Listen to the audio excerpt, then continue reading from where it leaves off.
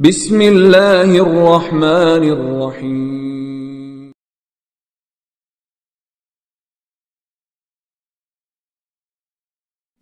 Bismillahirrahmanirrahim. Assalamualaikum warahmatullahi wabarakatuh.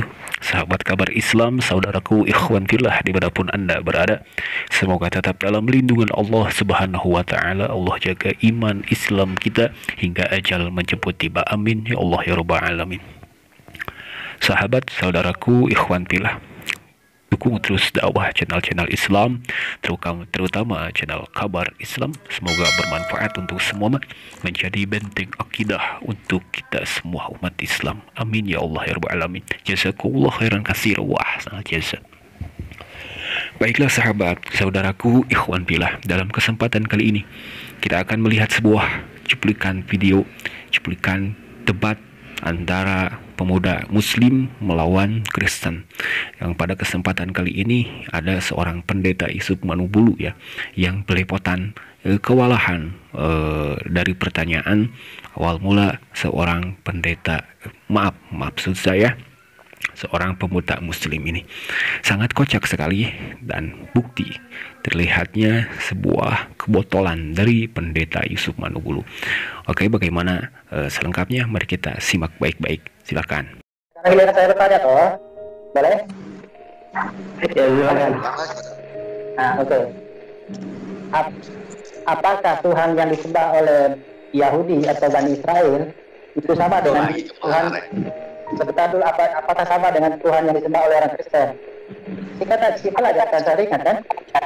Oke, Bapak tahu kan kalau Yesus itu di zaman perjanjian lama itu belum ada kan Pak? Secara wujud kan tidak ada kan? Oke. Kamu termuter kok, saya cuma tanya kamu kok. Ya, jawab sudah.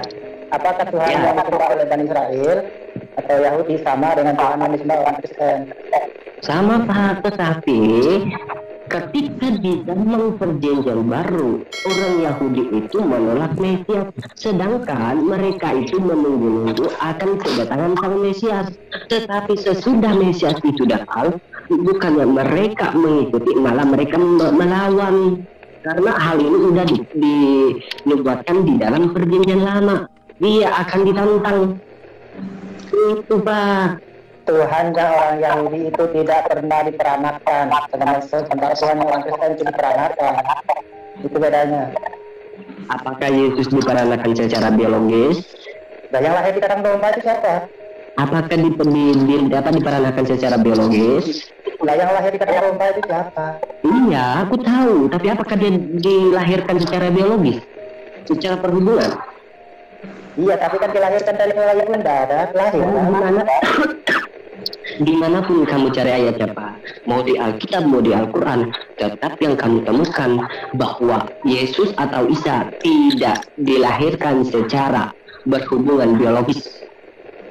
Ya, itu memang benar, tapi faktanya coba kamu tanya orang Yahudi, apakah nyembah Yesus? Itu tidak nyembah. Itu ada yang Tadi saya sudah menyatakan orang Yahudi itu akan menanti akan kedatangan Mesias. Tapi sudah Mesias itu datang, bukannya mereka menerima, malah mereka menolak, bahkan mereka melawan. Iya begitu. Itu berarti tidak sama. Bukan tidak sama, tetapi orang Yahudi ini menolak Mesias. Itu Tuhan yang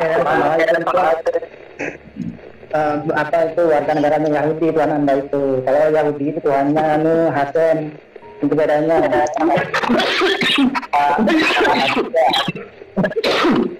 Ya.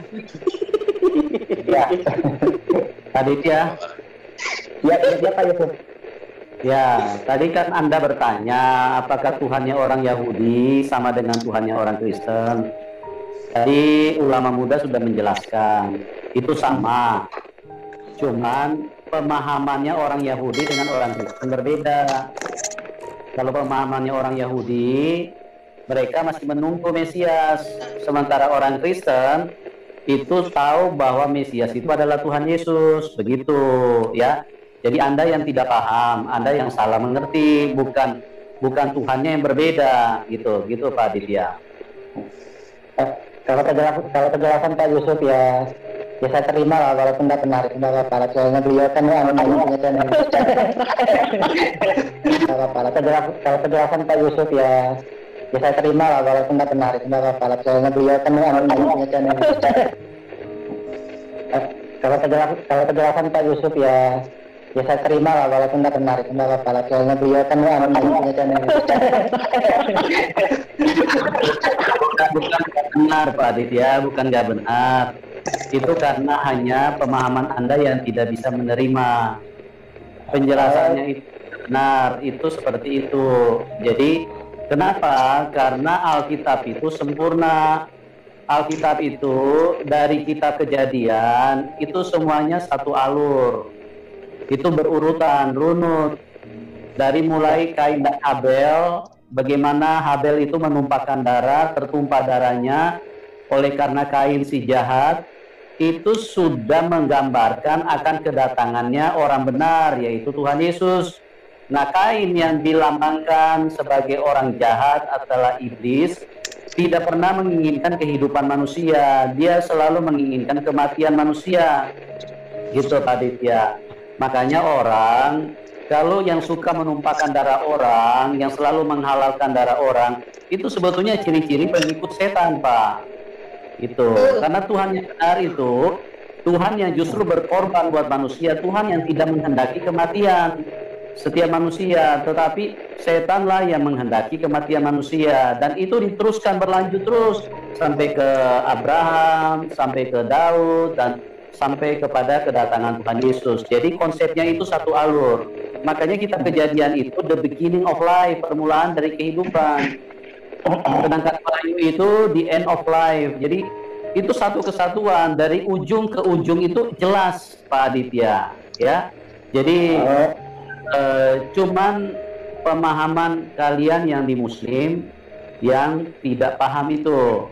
Seperti contoh nih, saya kasih tahu, Hari Raya Korban yang dirayakan di Muslim itu sebetulnya bicara tentang pengorbanan Tuhan Yesus, anak domba.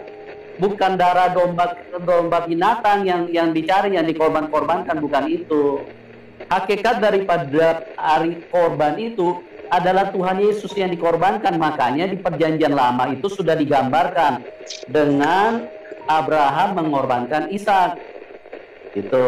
Nah, di Perjanjian Baru, supaya orang-orang nanti tidak bingung kalau misalnya Tuhan itu akan mengorbankan dirinya, ya, sebagai Tuhan itu dikenal dengan Bapa, Putra, dan Roh Kudus. Makanya Bapa itu mengorbankan anaknya yang tunggal, karena begitu besar kasih Allah akan dunia ini, sehingga Ia memberikan anaknya yang tunggal supaya setiap orang yang percaya kepadanya tidak binasa. Seharusnya kita inilah yang disembelih sama iblis, ditumpahkan darah kita, karena memang iblis itu dari dulu suka menumpahkan darah, tidak pernah menginginkan manusia hidup. Itu pekerjaan iblis, Pak. Nah, Tuhan Yesus datang menggantikan kita supaya darahnya lah yang ditumpahkan, supaya Pak Aditya, kalau Anda terima Tuhan Yesus, Anda dibaptis, Anda tidak perlu nanti ditumpahkan darahnya, mati di dalam alam maut, masuk neraka, gitu loh Pak. Jelas ya Pak Aditya ya? Oke, saya sepakat dengan Pak Yusuf dulu bahwasannya orang Yahudi itu berkorban, memotong sapi dan lembu atau domba dan sebagainya. Sementara orang Islam memotong kambing, sapi maupun kerbau, dan orang Kristen memotong tuhan aja. Itu saya sepakat dengan Pak Yusuf. Pak Yusuf benar. Pasannya.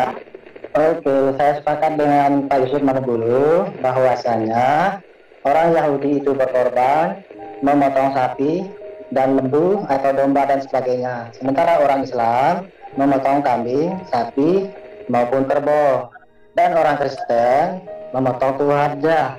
Itu saya sepakat dengan Pak Yusuf. Pak Yusuf benar. Nah, itulah sahabat saudaraku ikhwan fillah, perdebatan atau diskusi dari seorang pemuda muslim yang mempertunjukkan kecerdasan pemuda muslim dan melihat kebotolan dari seorang pendeta Yusuf Manubulu. Jadi pendeta Yusuf Manubulu ini tidak secara langsung mengatakan bahwa iya, orang-orang Kristen itu mengorbankan, ya, tega-teganya mengorbankan yang mereka pertuhankan, yakni Yesus itu sendiri. Itulah intinya. Bagi kita seorang muslim, orang-orang yang beragama Islam yang setahun sekali suka dengan melakukan atau mengeluarkan kurban dengan hewan-hewan tertentu, ya.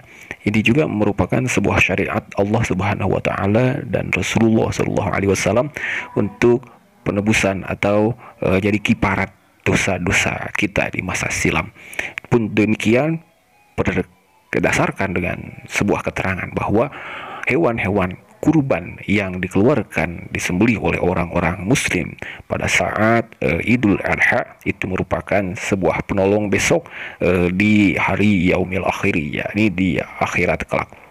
Ini sebuah keterangan yang patut kita